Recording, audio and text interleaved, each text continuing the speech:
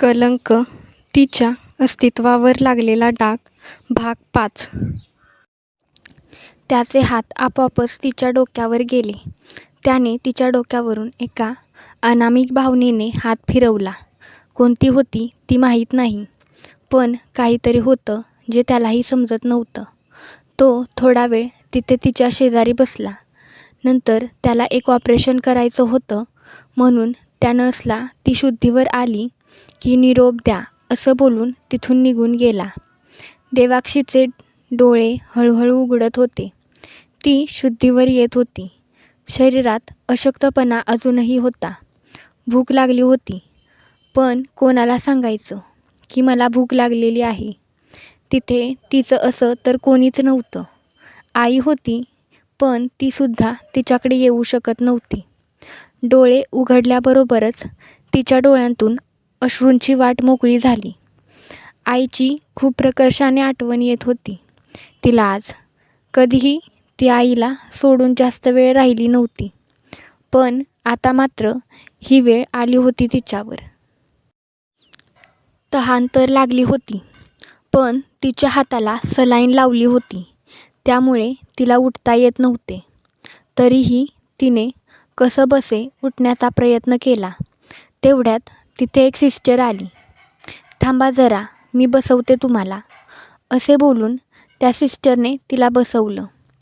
पाणी, ती दमलेल्या आवाजात म्हणाली. थांबा हा देते, असे बोलून त्या सिस्टरने तिला पाणी दिले आणि निघून गेली. त्या सिस्टरला तिला काहीतरी खायचं आहे असं बोलायचं होतं, पण तिचे ते शब्द मनातच राहिले. ती तशीच तिथे हताश होऊन बसून राहिली. 5 मिनिटातच तिथे एक डॉक्टर आलेला दिसला. त्याच्या हातात फ्रूट सलाडचा डबा होता. आपण न सांगताच कोणीतरी आपल्यासाठी काहीतरी आणलं याचं समाधान वाटलं तिला. हाय, मी विराट. विराट तिच्या शेजारच्या स्टूलवर बसत म्हणाला. तिने फक्त नॉर्मल स्माईल दिली. त्या स्माईलमध्ये पण वेदना जाणवल्याच त्याला. तुझ्यासाठी हे फ्रूट सलाड आणले आहे, खाऊन घे. विराट डबा ओपन करून तिच्या हातात देत म्हणाला. तिने एका हातात तो डबा घेतला, पण तिचा हात थरथरत होता, त्यामुळे तिला ते पकडता येत नव्हते.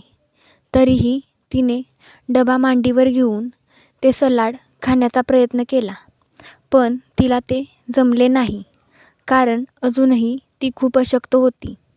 तुला हरकत नसेल तर मी चारू का? विराट तिला म्हणाला. ती काहीतरी बोलतच होती की तोपर्यंत त्याने तिच्या तोंडासमोर एक फोड धरली. तिला पण खूप भूक लागली होती. आता समोरून जेवण आपल्याकडे येत आहे, तर ती तरी कशी नाकारू शकत होती, म्हणून तिने ती फोड खाल्ली. पण असं त्याच्या चारण्याने तिला ऑकवर्ड वाटत होतं. शिवाय एखादी व्यक्ती आपल्याशी इतकं कसं चांगले वागू शकते, हा सुद्धा प्रश्न तिच्या मनात आला. त्याला कारणीभूत तिच्याबरोबर आत्तापर्यंत जे घडलं आहे ते होतंच म्हणा. आय नो की तुला मी असं भरवत आहे त्यामुळे ऑकवर्ड वाटत असेल, पण मला ना एक स्ट्रॉंग फिलिंग येत आहे की तू इनोसंट आहेस. मला माहीत आहे की तुझी आई यावेळी जेलमध्ये आहे आणि इथे तुझी काळजी घेणारं कोणी नाही आहे, म्हणून माणुसकी म्हणून मी तुझ्यासाठी हे सलाड घेऊन आलो, विराट एका दमात तिला बोलला. त्याच्या या वागण्यावर तिच्या डोळ्यांतून अश्रू गालावर ओघळले. तसे विराटने हलकेच तिच्या डोळ्यातील पाणी पुसले. तुला माहीत आहे, कोणीतरी महान व्यक्ती काय बोलून गेली आहे? आपल्या डोळ्यातील पाणी कधीच कशासाठीही वाया घालवू नये, कारण ते खूप अनमोल मोती असतात. असे आपल्याकडेच जपून ठेवायचे असतात. आणि ही महान व्यक्ती कोण आहे माहीत आहे का तुला? विराटने तिला विचारले. तिने नाहीमध्ये मान हलवली. तुझी केस ज्या DSPकडे आहे ना, तोच बोलतो. आग्नेय सबनीस, विराट तिला म्हणाला. त्याचे नाव घेतल्यावर तिच्या काळजात धस्स झालं. त्याच्या नावानेच ती इतकी घाबरायची की समोर असल्यावर तर ती थरथर कापायची. त्याचं नाव ऐकल्यावर तिचा चेहरा खाडकन पडला. हे विराटला समजायला वेळ लागला नाही. आय एम सॉरी, मी त्याचं नाव घेतलं, पण मला वाटलं की तू थोडं रिलॅक्स होशील. मला माहीत नव्हतं की त्याच्या नावाने सुद्धा तुला प्रॉब्लेम आहे. विराटला तिला असं बोलण्याचं वाईट वाटले. तेवढ्यात दारावर कोणीतरी नॉक केलं. तिने समोर बघितलं तर आता तिचा श्वासच बंद पडतोय की काय असं झालं तिला. हृदयाची धडधड इतकी वाढली होती की असं वाटू लागलं की ते थोड्या वेळाने बाहेरच येईल काय. समोरची व्यक्ती तिच्याकडे चालत येऊ लागली. तसं तिला वाटू लागलं की आत्ताच्या आत्ता ही सलाईन काढावी आणि तिथून पळ काढावा. तो विराटच्या शेजारच्या दुसऱ्या स्टूलवर बसला आणि तिच्याकडे नजर रोखून बघत होता. तिच्या चेहऱ्यावरचे भाव टिपायचे होते. नक्की तिच्या मनात काय चालू आहे याचा अंदाज लावत होता तो. ती मात्र त्याच्या या नजरेने गळून गेली. थोडा वेळ तिने आपला श्वास तसा धरून ठेवला. बरं वाटतंय का मिस देवाक्षी? त्याने तिच्याकडे बघत विचारले. तिने फक्त होमध्ये मान हलवली. मग प्रश्न विचारू का काही? त्याने आपली धारदार नजर तिच्यावर रोखत विचारलं. तसं तिच्या पोटात भला मोठा खड्डा पडला. तिला अजून बरं नाही वाटत आहे. नंतर विचार, विराट त्याला म्हणाला. नंतर विचारलं असतं, पण त्यांना विचारलेल्या प्रश्नांचीच उत्तरं द्यायला बराच वेळ लागतो. म्हणून एक काम करतो, आत्ताच प्रश्न विचारतो आणि 2-3 महिने व्यवस्थित विचार करून उत्तर देतील त्या, हो ना? त्याने तिला बोलण्यातून टोमणा मारला. एक नर्स विराटला सर्जरीसाठी बोलवायला आली म्हणून तो सर्जरीसाठी तिथून निघून गेला. ते दोघे आता तिथे एकटेच होते. आता तर तिला असं वाटत होतं की आपल्याला कुठून तरी पंख यावेत आणि उडून जावं. अहो मॅडम, बोला काहीतरी, आग्नेय थोडं आवाज वाढवत म्हणाला. तसं ती त्याच्या असं ओरडण्यामुळे दचकली आणि त्याच्याकडे केविलवाण्या नजरेने बघत लागली. तिला असं वाटत होतं की तिच्या असं बघण्याने त्याला तिच्याबद्दल सहानुभूती वाटेल आणि तो तिथून निघून जाईल. असो, मी प्रश्न विचारतो. तुमची परवानगी भेटायला मला अजून 4-5 महिने तरी लागतील. आग्नेय तिला पुन्हा टोमणा मारत हसून बोलला. तिने यावर पण कोणती प्रतिक्रिया दिली नाही. तसं त्याने नाहीमध्ये मान हलवली. ती चांदीची रिंग नक्की कोणाची आहे? त्याने विचारले. तिने काहीच उत्तर दिले नाही. फक्त त्याच्याकडे भरल्या डोळ्यांनी बघितलं. चांदीची रिंग जरी तुमची आई माझी आहे असं बोलत असली तरी केस तर तुमचा आहे, असं त्या DNA रिपोर्टमध्ये स्पष्ट झालेलं आहे. तर मग प्रश्न असा आहे की तुम्ही दोघीही त्याच्या फार्म हाऊसवर गेला होता का? आणि गेला होता तर कशासाठी? आग्नेयने पुन्हा पुढचा प्रश्न विचारला. बोला की मॅडम, इथं आमच्यावर पण दबाव टाकला जातोय ही केस लवकर सॉल्व्ह करण्यासाठी, तो पुन्हा वैतागून म्हणाला. ती तरीही त्याच्याकडे लाचार नजरेने बघत होती. आता तर त्याचा राग 7व्या आसमानावर गेला. बरं ठीक आहे, तुला नाही ना बोलायचं. आता मी माझा अंदाज लावतो. तू फक्त हो की नाही एवढंच बोलायचं, तो तिच्याकडे बघत म्हणाला. तसं तिचे हातपाय भीतीने गोठून गेले. तो कोणता अंदाज लावणार होता? अंदाज बरोबर असेल तर सगळं संपून जाईल हा विचार तिच्या मनात येऊन गेला. कारण तिला आत्तापर्यंत हे चांगलं समजलं होते की त्याला समोरच्या व्यक्तीच्या डोळ्यात बघितलं की लगेच समजतं की त्या व्यक्तीच्या मनात काय चाललेलं आहे. आणि तिच्या डोळ्यातले आणि चेहऱ्यावरचे भाव ओळखणे त्याच्यासाठी अवघड गोष्ट नव्हती. हे बऱ्याच वेळा सिद्ध केलं होतं त्याने. तुझं आणि त्या संग्रामचं अफेअर होतं. तुला त्याच्याशी लग्न करायचं होतं आणि तुम्ही दोघे बऱ्याच वेळा फार्म हाऊसवर जायचा. पण त्याचं आधीच लग्न झालं होतं. त्यामुळे तू त्याला लग्नासाठी विचारलं तेव्हा तो नाही म्हणाला आणि तुला असं वाटू लागलं की त्याने तुझा फायदा घेतला आहे आणि म्हणूनच रागात तू त्याचा काटा काढला. I am right? तो तिच्याकडे बघत म्हणाला. तसं तिला त्याच्या एक थोबाडी ठेवून द्यावीशी वाटली. कोण होता तो तिचं चारित्र्य ठरवणारा? तिचं आणि त्या संग्रामचं अफेअर होतं हे ठरवणारा तो कोण? काय गरज होती त्याला असं बोलायची? तिचं चारित्र्य पाठवण्याचा अधिकार कोणालाच नव्हता, अगदी त्यालाही. तिने फक्त नकारार्थी मान हलवली. आत्तापर्यंत तिच्या डोळ्यांतून अश्रूंची वाट मोकळी झाली होती आणि बाहेर पावसाची रिमझिम पण. मग कसं आहे? त्याने तिच्या समोर थोडं झुकत तिच्या नजरेत आरपार बघत विचारलं. तसं तिने आपली नजर त्याच्यापासून चोरली. पुन्हा तिची तीच नीरव शांतता. आता तर त्याला असं वाटू लागलं तिचं तरी डोकं कुठंतरी आपटावं, नाहीतर स्वतःचं तरी आपटून घ्यावं. अफेअर नाही, खून केला नाही, मग आता एकच विचारतो, तू निर्दोष आहेस का?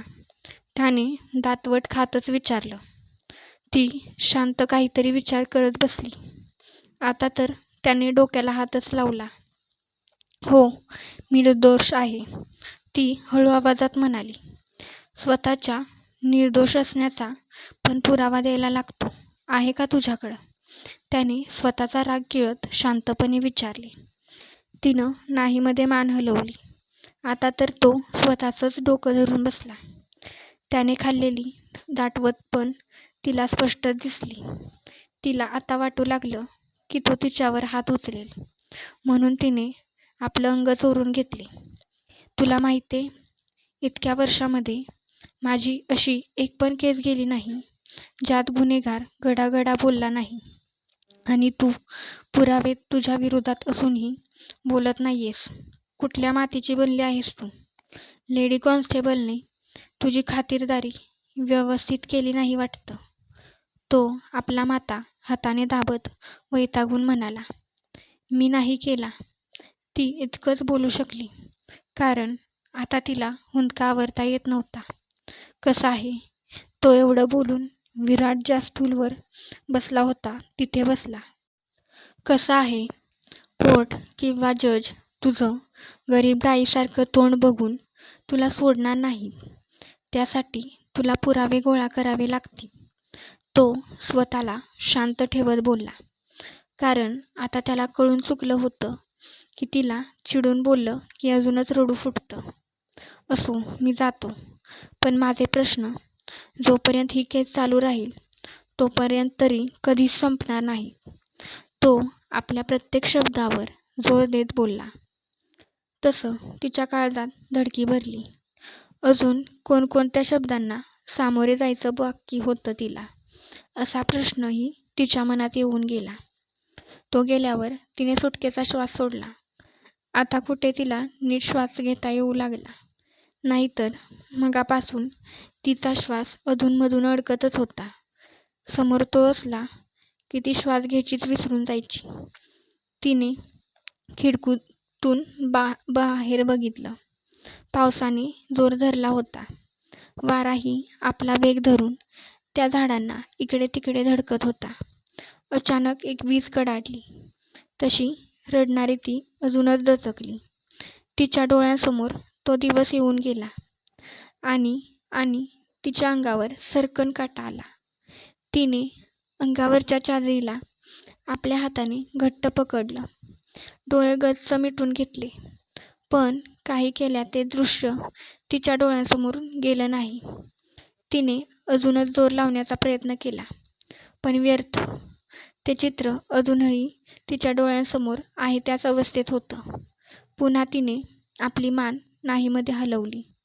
आता ते दृश्य अजूनच पुढे सरकू लागलं. तसं ती आपलेल्या मानेला अजूनच झटका देत नाहीमध्ये मान हलवू लागली. तिला वाटत होतं की आपण डोळे मिटले की वास्तव आपल्यापासून दूर जाईल.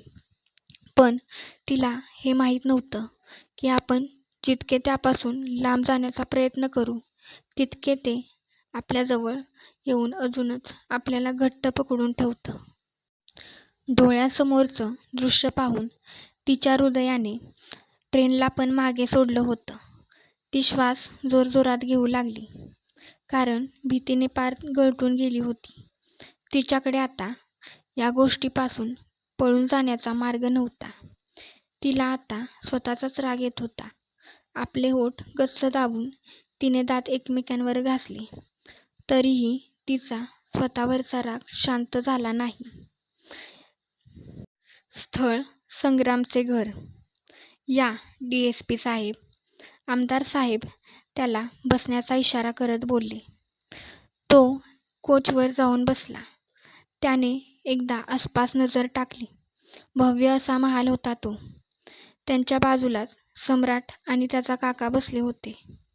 रामू, पाहुण्यांसाठी चहा पाण्याचा बंदोबस्त करा, आमदार साहेबांनी ऑर्डर दिली.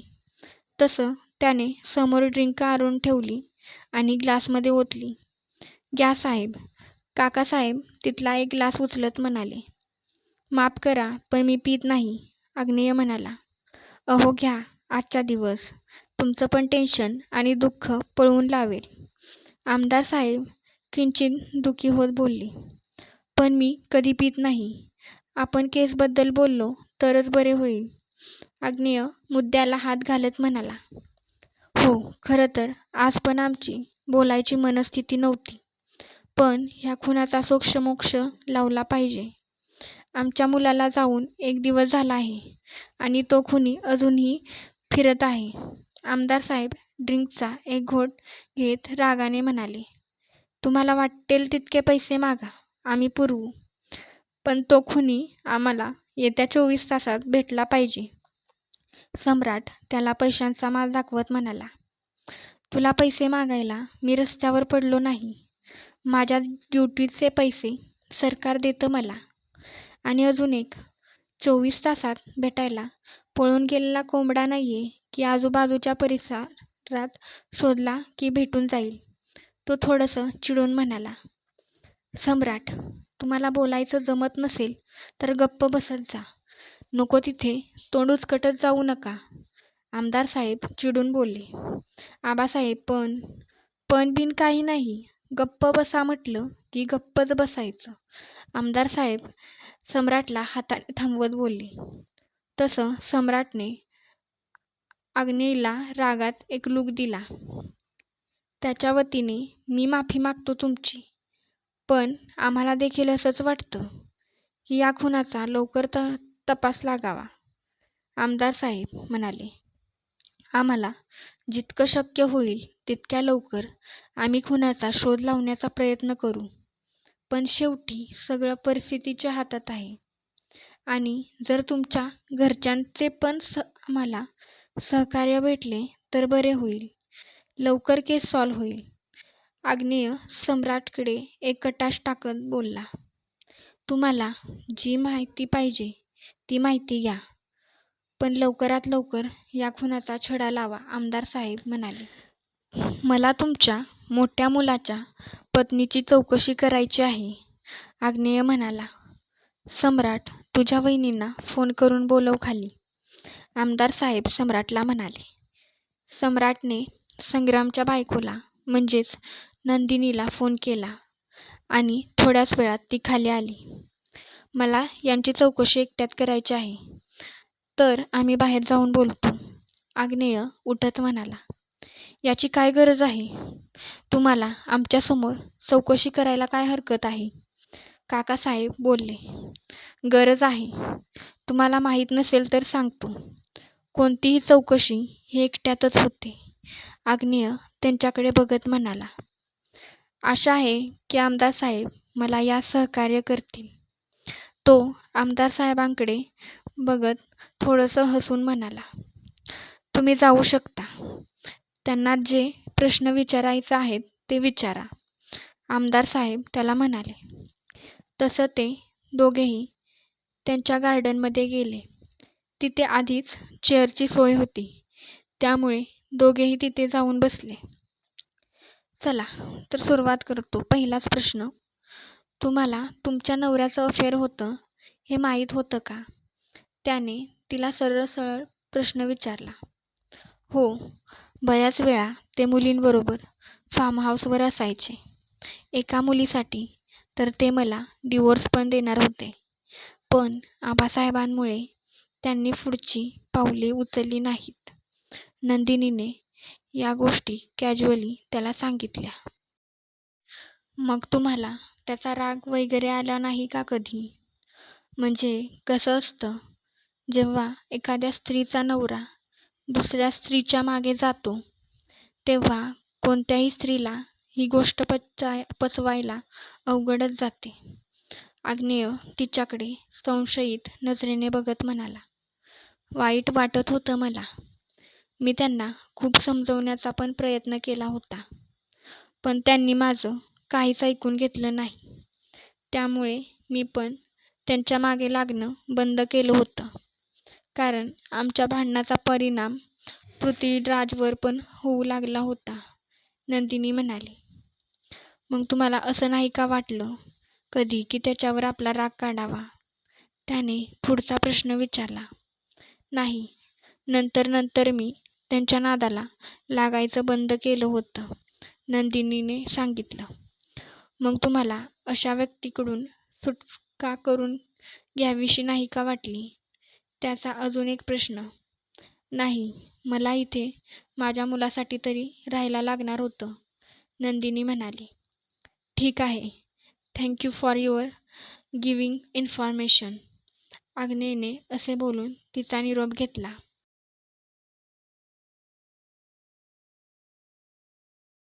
कलंक, तिच्या अस्तित्वावर लागलेला डाग या कथेचे अपडेट्स मिळवण्यासाठी माझ्या चॅनलला सबस्क्राईब करा.